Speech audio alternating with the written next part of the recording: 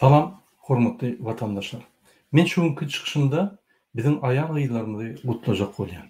Kadırly ayal gıylar, sizi ajaýyp bahar günü bilen tüs ýürekden kutlaýan. Size can salyk, şatlyk we söýgü arzu edýän. Size goý şu gün hemme dünýäň gülleri sizin üçin öwüssin. Berilýän sowgatlar ýüregiňize ýakyn bolsun.